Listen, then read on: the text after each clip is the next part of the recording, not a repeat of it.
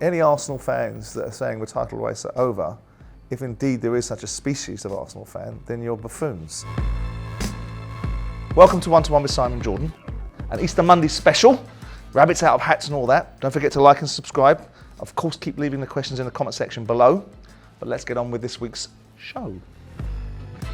Of course, this endless debate about refereeing performances, the ante seems to have been upped ever since we've introduced VAR, because now we're not going to accept any errors, albeit there is nothing in this earth, irrespective of artificial intelligence or automated processes or digital interactions, that are going to produce you an 100% outcome. Yeah, some of the decisions on the weekend were poor. Clearly they were poor. Specifically and explicitly in Brighton's game, they can consider themselves remarkably unlucky.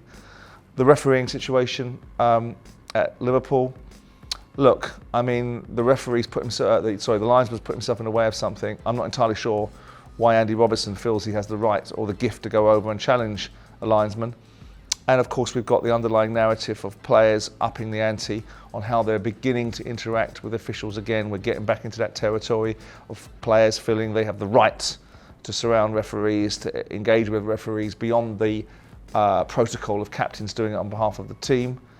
We're seeing players from Bruno Fernandes onto Mitrovic, and now we've seen an unfortunate instance where an official looks like he's sort of pushed away at Andy Robertson and given calls now to the debate, which will be what happens to him if something happened to Mitrovic. I think they're two different animals, but if you're in a position as an official, you have to be beyond reproach. So he's now put himself in a situation where the blowback will come. Nothing to do with the fact that 90% of the time, officials, linesmen, from players to crowds, take an inordinate amount of abuse, but that's not a pass. But I don't think we've reached an all-time low. It's a nice media soundbite, but I still think on the balance of probability and the balance of factual evidence, the outcomes coming from refereeing via VAR or via refereeing decisions themselves are higher than they've been before in terms of better outcomes. We know that factually the statistics bear that out. But of course, if you're going to bring something in like VAR and you're going to disrupt certain aspects of the game, then you're going to bring yourself into the territory where people are going to suggest that this is becoming an all-time low. I don't think it's that way. I think we're seeing Howard Webb's influenced by the line of communication coming out from the PGMOL and those around them, that they're very quick to acknowledge their mistakes. They're very quick to consequence errors on the pitch, because obviously errors aren't something that we want to factor into any part of football. But no, I'm not going to run down this route because it suits a particular narrative and underlying sentiment, or we're reaching all-time lows. These aren't great decisions. They aren't plus points for refereeing and VAR, but they are still in the minority, and we've got to get context on these things. But notwithstanding it, there does need to be a significant upping of the game from the Stockley Park, room through to the referees on the pitch. All of it needs to have this error mentality ruled out.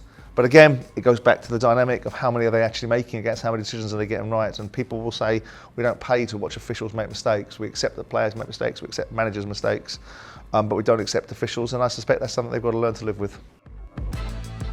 I don't know which Arsenal fans would be saying the title race is over. You're 6 points clear, and it's still very much in your hands. I mean, some of the fragility of Arsenal was shown when Liverpool, raised their game and Arsenal didn't go with them.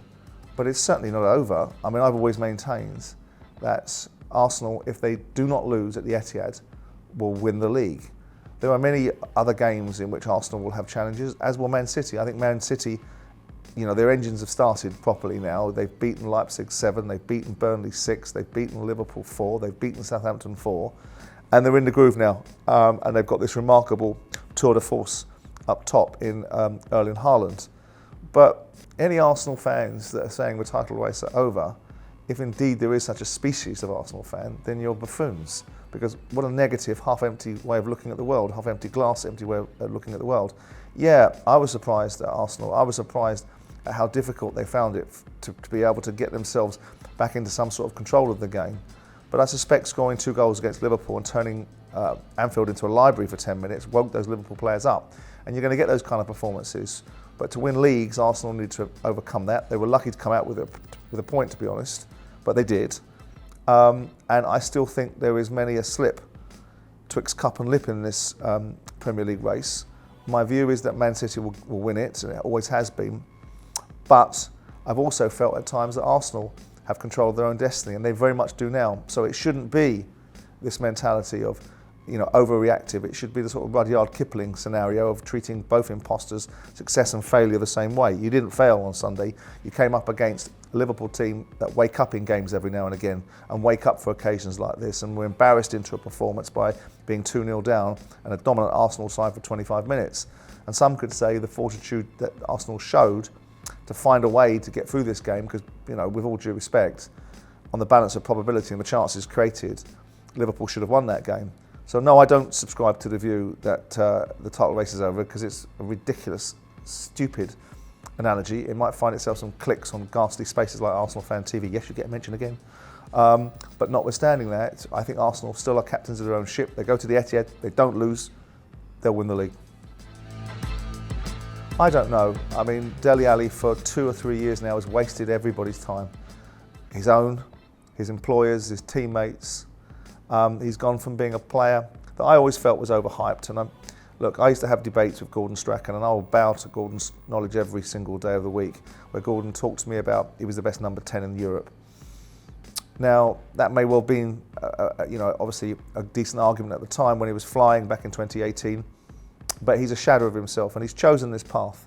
He's chosen this path to be on documentaries like All or Nothing, where you get to see a laughing, gurning idiot being told by his manager that he doesn't train very well. You get to see someone turning up at Everton on a move which was a downward move in terms of there was no real fee involved. That was the valuation of him. And he turns up on a pitch looking like a refugee, as I said before, an escapee, better word, from Pirates of the Caribbean, without any seam of understanding of the fact he's going to play for one of the big Premier League clubs, and perhaps he should turn up looking like someone that respects the environment he's in, and then it manifests itself on the pitch. I've seen people like Carl Robinson, who is his manager at MK Dons, getting quite cross with the media underlying observation about Dele and his performances. But the fact of the matter is, this kid has taken 2 years of his life, for whatever reason, or even 3, flushed him down the toilet, can't even get a game when he's playing overseas, and is now back to Everton, which I don't know, Sean Dyche might get a tune out of him. Sean Dyche has the capacity to be able to get people facing the right way. He'll have a very different experience with Sean Dyche than maybe some of the other managers he's played with and for. My gut feel is he's done. He's done it certainly at a big club level. He's back to Everton by default because of the nature, I suspect, of the loan and the agreement that they've got in place, and whatever's happened over where he was at Besiktas. But what a waste of time. What a waste of an opportunity. What a waste of talent. I never thought he was at the level that people built him up to, but he's a damn sight better than he is now. And maybe he can restart the engines. But it's been a long time for him to be in neutral or even in park. So for him to put it back in drive again, I don't know, I don't think so. And I just think that it's a tale of too much money for too little achievements and too many distractions. And they'll come and take their toll. And I think there'll come a point with Dele Alli where he'll look back and think, what an opportunity I missed. Maybe he'll grasp the nettle. I don't think so. I think his time is done. What attracted me and continues to attract me to boxing over the years is the substance of the sport. I'm not talking about the substance of certain promoters or certain challenges that the sport has. There is obviously a landscape of great media interest in some of the travails that boxing's having with failed drugs tests and governing bodies that aren't fit for purpose, and promoters, I think, bringing the sport into disrepute by not doing what they should be doing. But there's something quite magical about boxing from the very bottom of the chain to the very top of the chain. I've been able to see fights in the York Hall. I've been able to see small hall fights, and of course up to the wonderful fights around the world. And they carry a unique atmosphere. They carry a unique feeling. Sometimes the fights in the UK and sometimes the behaviour of fans sometimes inside auditoriums isn't always the greatest. But there's something quite majestic about boxing. And even amongst all the challenges of fights not being made and boxing boards of control moving into the territory of being called by people like me boxing board of no control, and the cronyism and invested or vested interest not really doing the right things. All sport will have an element of that. You could look at tennis and say, oh, there's a certain brand of person that plays tennis, so that should deter people from a different background wanting to like it. There's a certain sort of group of people in football, the football mafia as I like to call them, that don't like any kind of change and push back on people's agendas or people speaking the truth or having critical observations, because seemingly in sports you can only praise, you can't criticise. I do find that rather weak in all sports. And then you get into boxing and there's an element of fragility about the way people think. There's not enough innovation, and that's easy for me to say from the outside looking in, but sometimes if you've got fresh eyes and objective eyes, you can see things and you can see where change needs to be had. You can see that UK aren't fit for purpose with the doping requirements for boxing. You can see the British Boxing Board of Control, the way they're funded is flawed, and the expertise inside the organisation needs to be more strident and more forward thinking. But boxing brings its own electricity. You know, you go to see Liam Smith versus Chris Eubank and you see the temperature in the room go through the ceiling and the atmosphere. You see the spectacle. Yes, it's brutal. Yes, it's of course a sport built upon hurt and damage and other aspects of it that would perhaps not chime with the sort of lily-livered snowflake society that certain people think that we should live in. But there's just something visceral about the emotion that you get when you're watching boxing and the sport of boxing. And the more I look at it and the more I become immersed in some of the politics and some of the structure of it, the less appealing it becomes. But like all sport and with all money, you're going to find people over here that don't do the right things. You're going to find people over here that could do better things. You're going to find a lack of integrity in every aspect of sport and business, where people are trying to manifest an outcome that best suits them. But it doesn't mean it isn't something magnificent to watch at times. And I think a great fight with two men sharing an experience in a ring that can only be imagined by 90% of us or 99% of us is something very different than any other sport. I'm beginning to appreciate UFC a bit more. Yes, Adam Catterall. Yes, I'm beginning to appreciate and understand the motivations behind that part of combat sports. But boxing to me is just strewn with personalities, littered with intrigue, absolutely huge amounts of opportunity in it. But notwithstanding that, as a sport, it just gets you out of your seat. It brings a reaction from people that I don't see in other sports, and it's something that I very much enjoy. So I don't know if that's an answer for you, but it's the answer that I can give in terms of the reasons why I like boxing and the time I spend around watching it, from watching Lloyd Honeyghan in 1986 beat Donald Curry, all the way up to, you know, following around Lennox Lewis around the world and watching him fight Hasim Rahman on two occasions, watching him fight Evander Holyfield and God knows who else, and Tyson in Memphis fighting Lennox Lewis in the Pyramids, but all the way across to where I am now watching it, watching it through the eyes of certain relationships I've got with promoters, with a vested interest of coming into the sport. All of it makes boxing a fascinating landscape, and one that I think can be so much better, and hope that it will be. Right, that's it for this week's edition of One-2-One with Simon Jordan.